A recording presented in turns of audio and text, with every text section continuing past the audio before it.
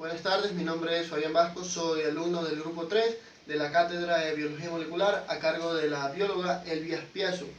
Hoy mi grupo les va a exponer sobre lo que va a ser la eritropoyetina humana recombinante como neuroprotector contra la isquemia cerebral. A continuación, mi compañera Lilibet Palomeque les va a dar una pequeña introducción del tema. Las enfermedades cerebrovasculares son la tercera causa principal de muerte en los países industrializados. Y si mencionamos a los países latinoamericanos, vamos a encontrar Cuba, en donde el 50% de su población mayor a 60 años de edad se va a ver afectado por este tipo de enfermedades. Ahora, dentro de las afecciones, la más preocupante va a ser la enfermedad cerebrovascular isquémica, caracterizada por una disminución crónica en el flujo sanguíneo cerebral. A partir de este evento se van a manifestar diferentes síntomas clínicos que nos van a guiar precisamente a una isquemia cerebral. La orientación terapéutica para pacientes con ictus isquémico va solo a basarse en el mejoramiento del flujo sanguíneo cerebral, pero si mencionamos o incluimos a la neuroprotección, esta tiene como objetivo principal la supervivencia celular, mejorando la isquemia cerebral. Una isquemia cerebral viene a ser un conjunto de procesos celulares que se van a producir después de una isquemia cerebral. Recientemente van más allá de simplemente resolver el problema de la cascada isquémica y también incluyen lo que son terapias combinadas en conjunto con el uso de moléculas propias. Este es el caso de la eritropoyetina humana recombinante, o también conocida como RHO-EPO, que ya ha sido utilizada en tratamientos de anemia, en pacientes con anemia adquirida a través de una insuficiencia renal, o en pacientes que han adquirido la anemia por ya sea tratamientos a base de quimioterapia y radioterapia. El objetivo de esta investigación es dar a conocer los beneficios que tiene la eritropoyetina humana recombinante a través del tratamiento por vía intranasal. Buenas tardes, doctora Espiazu. Mi nombre es Natalie Ramírez, soy del grupo 3 y a continuación yo les voy a hablar sobre aspectos fisiopatológicos y la terapéutica sobre la isquemia cerebral. Como ya sabemos, la isquemia cerebral es la disminución o la interrupción del flujo sanguíneo cerebral. Aquí vemos un corte frontal de cerebro en donde podemos observar su irrigación, las arterias del cerebro, en donde vemos que en esta zona de aquí, en esta parte de aquí de lo que es la arteria cerebral, está sufriendo una interrupción de su flujo sanguíneo cerebral. A esta interrupción se debe a un trombo o a un coágulo de sangre. Esta isquemia cerebral va a dar lugar a que no se esté transmitiendo o se esté transportando el suficiente oxígeno y la glucosa, que son elementos muy importantes para lo que es la actividad metabólica energética. Esta isquemia cerebral, como no va a transportar lo que es estos dos elementos importantes, la cantidad suficiente, va a afectar tanto a nivel celular como a nivel molecular. A nivel celular, porque no va a permitir que las células cerebrales o que las células de lo que es el cerebro mantengan su membrana o su potencial de membrana en reposo en un nivel normal. A nivel también porque no va a permitir que las neuronas tengan las propiedades de su membrana de mantenerse eléctricamente excitables. A nivel molecular, las afectaciones son mucho más graves y drásticas. ¿Por qué se da esto? Porque se van a dar una liberación indiscriminada de neurotransmisores. También se va a ingresar gran cantidad de calcio y sodio a lo que es el citoplasma celular, y también va a dar lugar a lo que es va a activar hidrolasas lisosomales, que son las encargadas de la activación de una apoptosis, de una muerte celular, y con ello se va a dar una necrosis tisular, una muerte del tejido cerebral. La apoptosis ya es una característica que se da en isquemias ya crónicas, ya mucho más graves, que tienen mucho más tiempo. Pues bien, tenemos la región de lo que es la necrosis tisular, donde se va a dar la isquemia cerebral. Esta región va a estar rodeada por una zona de penumbra isquémica que consiste en un conjunto de arterias que es gracias a la irrigación colateral que tiene lo que es el cerebro. Entonces, esta zona de penumbra isquémica va a tener la función de transportar un flujo sanguíneo como accesorio. Entonces, esto se va a dar por una reperfusión. ¿Qué es la reperfusión? La reperfusión es la apertura que han tenido las arterias bloqueadas para restablecer un flujo sanguíneo cerebral de forma normal. Sin embargo, debemos tener en cuenta que esta zona de penumbra isquémica, gracias a su reperfusión, no va a ser tan eficiente, porque tampoco van a transportar la cantidad de oxígeno y glucosa necesaria para que las funciones de las células sean eficientes. Entonces tenemos que después de que ha habido una reperfusión en esta zona de penumbra isquémica, se va a dar un daño mitocondrial. Este daño mitocondrial va a dar lugar a agravar más lo que es una insuficiencia energética.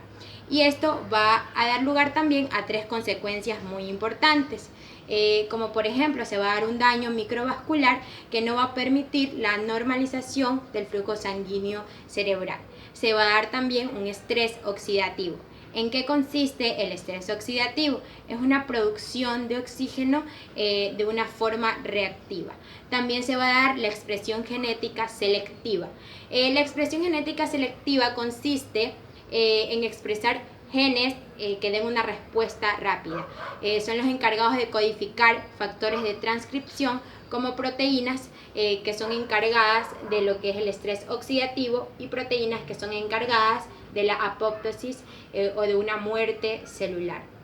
Debemos saber también que la normalización del flujo sanguíneo cerebral, después de que ha afectado un trombo esta arteria, va a ser posible su recuperación total si es que este trombo va a ser eliminado de una forma espontánea dentro de las 3 a 6 primeras horas. Entonces, aquí se va a dar un ataque transitorio isquémico. ¿En qué consiste? Consiste en la eliminación ya del coágulo que obstruye a lo que es la arteria o el flujo sanguíneo cerebral. Estos ataques transitorios isquémicos son muy importantes como una manera de precaución de lo que es una isquemia cerebral ya crónica. A partir de esto se puede prevenir. También lo que es el aspecto terapéutico sobre lo que es la isquemia cerebral, tenemos la ventana terapéutica. Pues bien, hablando un poco sobre lo que es el aspecto terapéutico sobre la isquemia cerebral, tenemos la ventana terapéutica. ¿En qué consiste la ventana terapéutica? Es un lapso de tiempo en donde se van a dar tantos síntomas de la isquemia cerebral como una intervención ya clínica. Por ello, la ventana terapéutica más recomendada para lo que es una evaluación de un tratamiento neuroprotector es la ventana terapéutica, que tiene un lapso de 12 horas. A partir de esta ventana se pueden dar lugar a evaluaciones de neuroprotectores, como lo es el caso de la eritropoyetina recombinante. Entonces, como ya lo dije, a partir de esto podemos evaluar lo que es la eficiencia que va a tener esta hormona eritropoyetina recombinante humana sobre o actuando como neuroprotector de las células cerebrales o de las células que pertenecen a lo que es el tejido nervioso. Bueno, yo les voy a hablar sobre lo que va a ser la administración intranasal de la eritropoyetina humana recombinante. Como su nombre mismo lo dice, la eritropoyetina humana va a ser modificada molecularmente. Entonces se le va a disminuir, se le va a atribuir cierta cantidad de ácidos siálicos. La eritropoyetina es una proteína que va a ser producida por el riñón, pero como función principal va a tener función eritropoyética. ¿Qué quiere decir esto? La función eritropoyética es la producción de glóbulos rojos. Hay que diferenciar eritropoyesis con hematopoyesis. La eritropoyesis es la producción de eritrocitos, que son componentes sanguíneos, es decir, una parte de lo que va a ser la sangre, pero la hematopoyesis es la producción de sangre. es decir, la producción de un todo, de la sangre con todos sus componentes. La mayoría de neuroprotectores no han sido tolerados clínicamente porque no han tenido resultados eficientes y sobre todo no han tenido un acceso seguro al sistema nervioso central, no olvidándonos que la eficiencia de la eritropoyetina humana la vamos a buscar aquí por medio de disminuir los niveles y las consecuencias de lo que va a ser la isquemia cerebral. Como uno de los objetivos principales en esta investigación ha sido la búsqueda de derivados de eritropoyetina humana recombinante sin la capacidad eritropoyética, pero conservando su capacidad neuroprotectora. ¿Por qué? Porque si la RUH-EPO, que son las siglas de eritropoyetina humana recombinante, aumenta la capacidad eritropoyética en la sangre, entonces va a hacer la sangre mucho más viscosa y va a afectar a lo que va a ser la hemodinámica sanguínea de nuestro organismo. Al verse esta sangre mucho más viscosa, va a traer muchos problemas y va a agravar lo que va a ser la isquemia cerebral con muchas consecuencias más. La eritropoyetina humana va a tener una función neural a través de la activación de canales de sodio y va a liberar lo que van a ser neurotransmisores. Entonces, se le va a añadir derivados aciliados y carbamilados para que tengan bajo contenido de ácido ciálico. La RU-EPO va a ser administrada, como les dije, por medio de la cavidad nasal debido a sus atributos anatómicos y fisiológicos que definen una vía extracelular e intracelular, ya que por esta vía va a evadir lo que va a ser la barrera hematocefálica. ¿Por qué? Porque va a ser administrada con una pequeña inyección por la vía nasal. Entonces, a lo que va a atravesar lo que va a ser la placa cribiforme del etmoides, ahí van a estar los filetes nerviosos del nervio olfatorio. Entonces, al estar en contacto con lo que va a ser el cerebro, al estar cercano al cerebro, la propagación de esta proteína se va a dar mucho más rápido y de una manera mucho más efectiva. Y va a evadir lo que va a ser la barrera hematocefálica, permitiendo que la proteína entre en el sistema nervioso central. Como se va a administrar por medio de la cavidad nasal, como lo vemos aquí, se va a administrar de esta manera hasta llegar aquí lo que va a ser la placa cribiforme del etmoides, y así pueda ser distribuida por el cerebro y de la misma manera por todo el sistema nervioso central. Entonces, no va a pasar por el hígado. Al no pasar por el hígado va a biodegradar los medicamentos. Entonces,